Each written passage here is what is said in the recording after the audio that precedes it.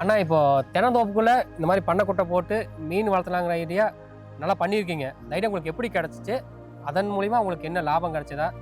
அதை பற்றி கொஞ்சம் விளக்கமாக சொன்னீங்கன்னா நல்லா இருக்கும். ஃபஸ்ட்டு வந்து தண்ணி சேமிப்புக்காக போட்டோங்க ஒரு குட்டை மீன் மீன் குட்டைன்னுட்டு இல்லாமல் தண்ணி சேமிப்புக்காக குட்டை போட்டோங்க. சரிங்கண்ணா.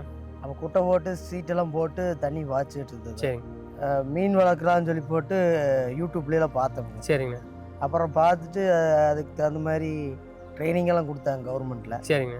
கவர்மெண்ட்டில் கொடுத்தாங்க, அதுக்கெல்லாம் போய் அட்டன் பண்ணி அப்புறம் இப்போ மீன் வளர்த்தி எப்படின்னு சொல்லி போட்டு சீட்டெல்லாம் விரித்து இது எத்தனை ஸ்கொயர் ஃபீட்டுக்கு மீன் வரலாம் அப்படின்னலாம் அவங்க ஒரு ஸ்டாட்டிஸ்டிக் ரிப்போர்ட் வச்சுருக்கிறாங்க. சரிங்க. அதன்படியாக இதில் வந்து 2500 ஸ்கொயர் ஃபீட்டுங்குது. சரிங்கண்ணா. 2500 ஸ்கொயர் ஃபீட்டில் ஒரு 500 வந்து மீனாக வளர்த்தலாம். சரிங்க. இதே வந்து குஞ்சா வாங்கி கொஞ்சம் பெருசாக வாங்கி விற்கிறோம்னா ஒரு 5000 வாங்கி நம்ம விடலாம்.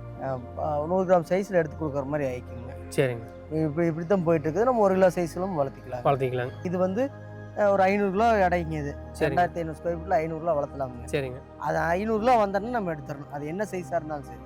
சரி. நம்ம எண்ணெய் கம்மியாக விட்டால் எடை ஜாஸ்தியாக வரும்.